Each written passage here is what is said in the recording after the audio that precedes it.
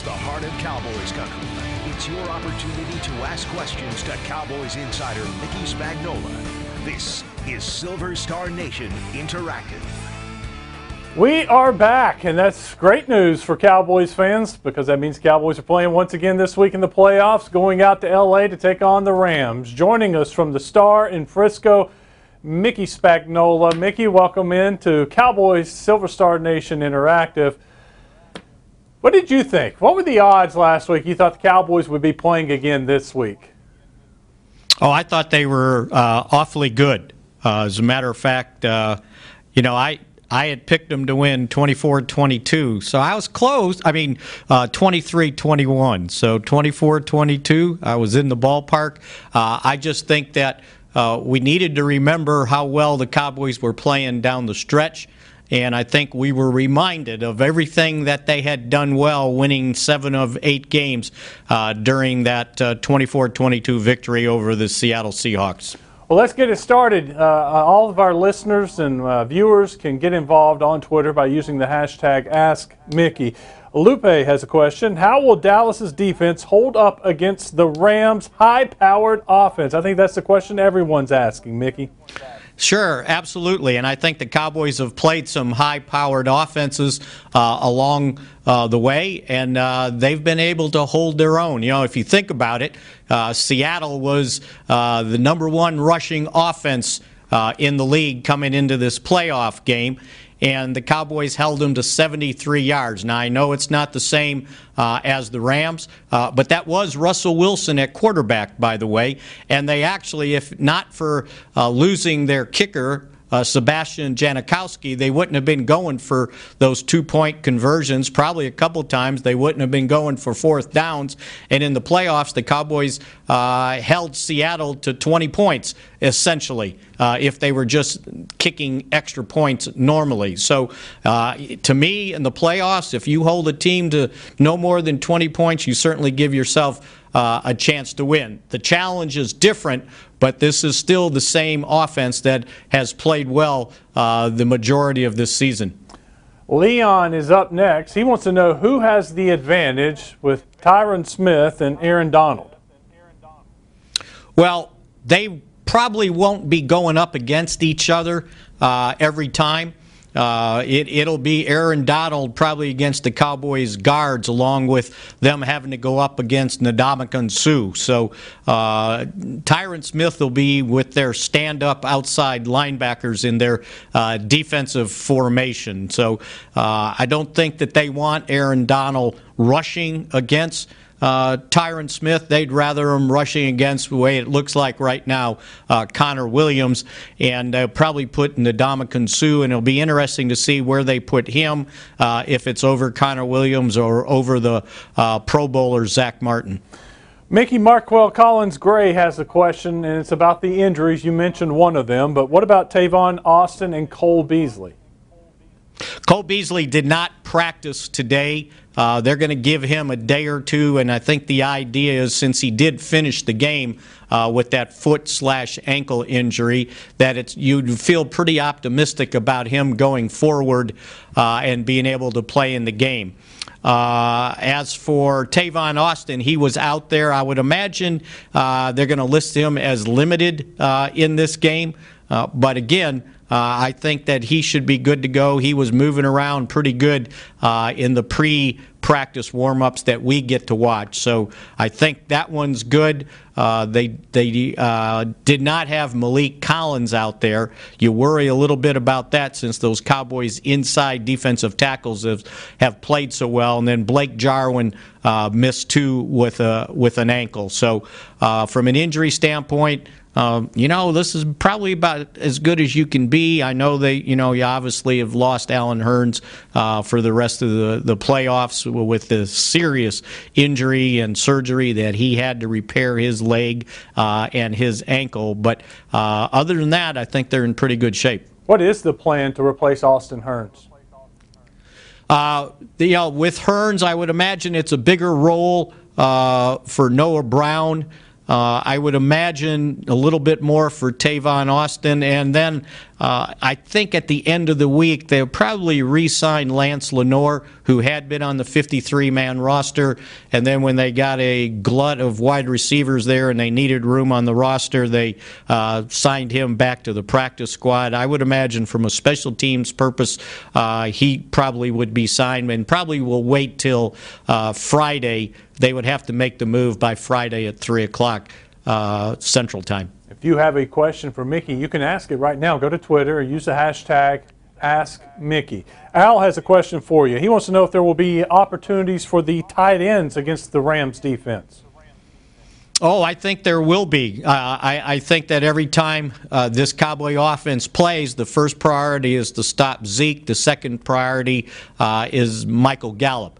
And I think that if they're double-teaming Gallup in some form or fashion, then the middle of the field opens up a little bit, and not only for the tight end, but also for Cole Beasley, as you saw against Seattle. You know, when they've got the linebacker running maybe with the tight end, and they have a linebacker kind of squared out a little bit to stop Cooper along with a safety over the top, then Cole Beasley gets one-on-one opportunities, and not every team has three top corners. So if the third corner is going in the slot to line up against Beasley, it's probably a mismatch, and it's a good situation for the Cowboys. There'll be opportunities as long as the Cowboys can block that Rams front. That'll be the most important thing in this passing game. Yeah, and maybe even more important is running the ball with Zeke. You know, if you get him involved, then that's going to slow down that defensive line.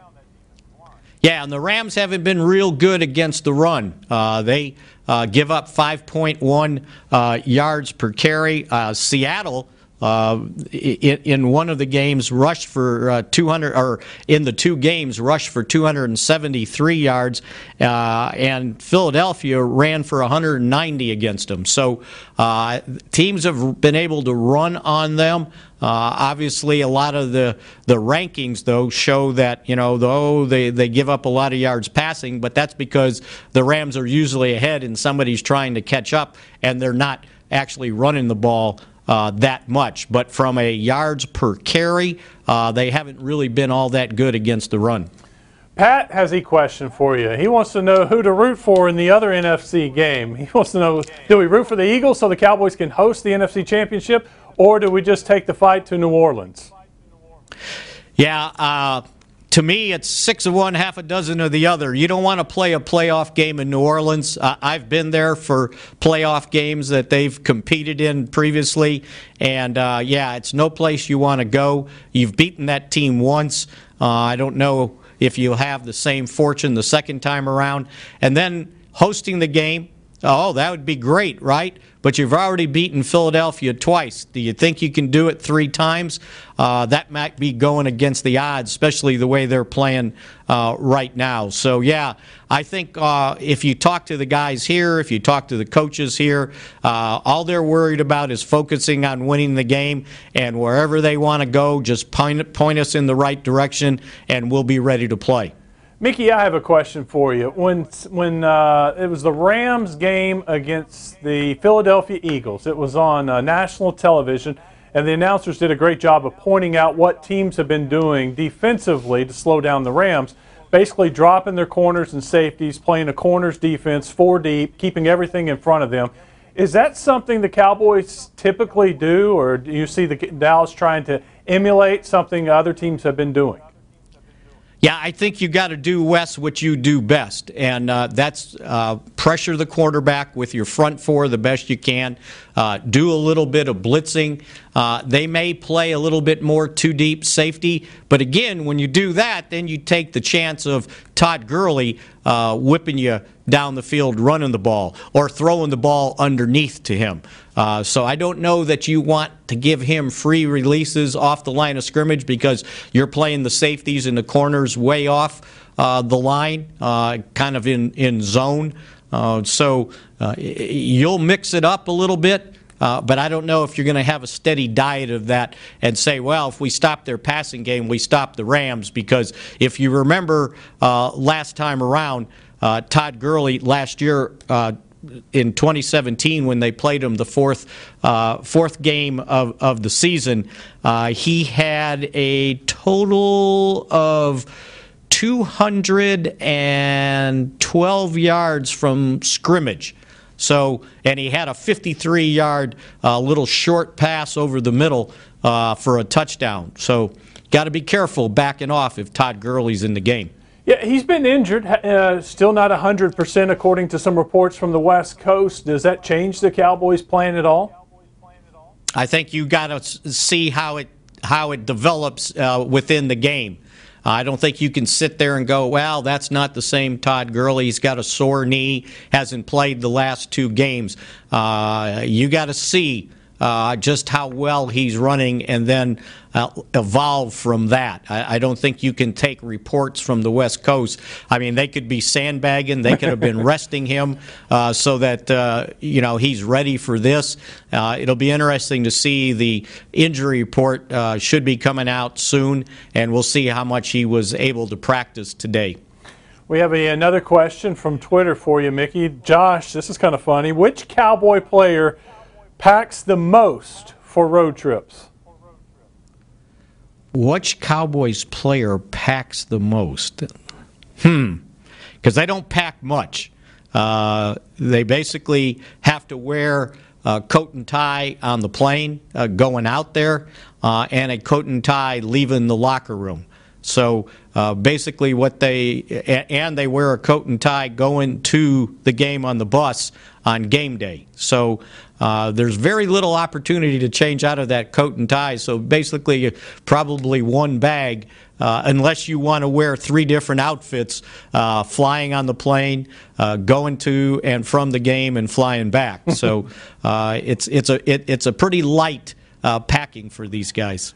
Mickey, you've been out to L.A. before to see the Cowboys, to cover them. What do you expect, Cowboy fans versus Rams fans, Saturday night? I sort of expect a third of that crowd to be Cowboy fans. The seats go on sale, and sometimes it's hard. You take care of your season ticket holders, but after that, there's tickets available. And I know how many Cowboy fans they have in Southern California. Remember the training camp, so they've developed fans up the coast, and they've already had a huge fan base in Arizona, Phoenix, and Tucson, and that's drivable distance to get to the game. And if you remember when they've played in San Diego, Cowboy fans would overrun that stadium too. So I would imagine you're going to see a lot of Cowboy fans there. I think the capacity is like 78,000 in the Coliseum. I wouldn't be surprised if you saw 20,000, 30,000 Cowboy fans there. This week we have a matchup of Dak Prescott and Jared Goff, both drafted in the same draft. Of course, one number 1, the other in the 4th round. But Dak and what he did Saturday, what do you think that means for his confidence? And then you got Jared Goff trying to get his first playoff win. Yeah, I think that Dak Prescott has had confidence since the first time he stepped on the field at the Coliseum in that first preseason game in 2016 when everybody saw what he did in that game. He had 4 possessions. I think it totaled like 31 snaps, and he led the Cowboys to 17 points. They scored on 3 of 4 possessions, and the one possession they didn't score, they ran the ball 3 times. So Jason Garrett talked about it today and talked about the confidence this guy has had right from the start. So I think that he has a lot of confidence in himself. When you perform and win your first playoff game, certainly it helps. And I would imagine Jared Goff's got to figure out, okay, and now's my opportunity to win a playoff game. I've lost my first one. But again, when you've taken your team to a 13-3 record, I would imagine you've probably got a lot of confidence in yourself. All right, Mickey, last question. Will we be back here next Tuesday at 2 o'clock? And if so, who are we going to be talking about? Yeah, it's a little early to make that prediction, but I've got a good feeling with them going to the coast just because it's an outdoor game. It won't be that big of a home field advantage, but I think what we all have to remember is there's a reason why the Rams didn't have to play this past weekend. right? They had the better record, so they're naturally, people would think they've got the better team. The Cowboys have been playing awfully well. I think if their defense plays to the level we've seen over the last 9 games, that they've got a good chance to win this thing. And my guess is they're going to be going to New Orleans to have to play the Saints. Mickey, thank you. I hope we're back here next Tuesday. I always enjoy our conversation. Have a great weekend. Yeah, absolutely. We got to extend this season as long as we can, right? Have something good to talk about. That's right. Thanks, Mickey. Well, you heard All right, it. Wes, good being with you. Maybe so. Maybe we'll be back next Tuesday. If so, join us for the Silver Star Nation Interactive next Tuesday at 3 o'clock. Have a great weekend, everybody.